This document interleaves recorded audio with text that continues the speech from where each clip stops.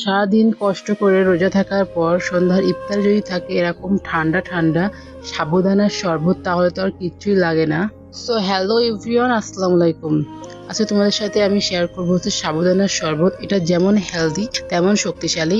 তো সন্ধ্যায় ইফতারে যদি তোমরা এই 1 কাপ সাবুদানার শরবত খেতে পারো তাহলে কিন্তু তোমাদের কলিজা পর্যন্ত ঠান্ডা হয়ে যাবে। তো চলো আর বেশি কথা না বলে এই কলিজা ঠান্ডা করা সাবুদানার শরবতটা কিভাবে বানালাম তোমাদেরকে দেখাতে। প্রথমে আমি পানিটায় বলক উঠে গেলে তারপর এর ভিতরে আমি 1 কাপের মতো সাবুদানা দিয়ে দিলাম।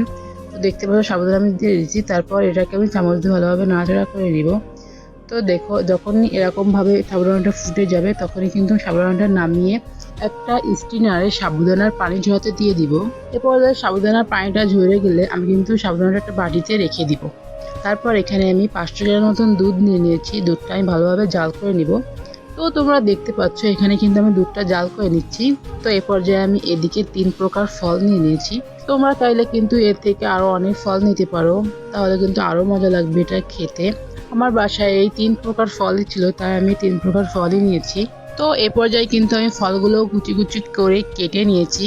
তারপর একটা বল নিয়ে দিব। আমি এই বলের ভিতর আমি জাল করে রাখা দুধটা দিয়ে দিব। তারপর এর ভিতর দিয়ে দিব একটু পরিমাণ মতো চিনিটা দিয়ে একটু ভালোভাবে নাড়াচাড়া করে ঠান্ডা করে নিব দুধটা।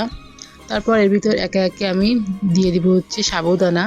তো সাবুদানাটা দিয়ে আমি এর ভিতর দিয়ে দিব হচ্ছে কেটে রাখা ফলগুলো।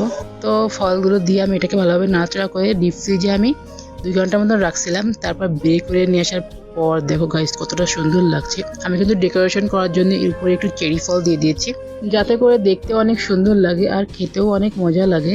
তো চলো এখন সাবুদানার এই শরবতটা খেয়ে দেখা যাক যে কেমন হয়েছে।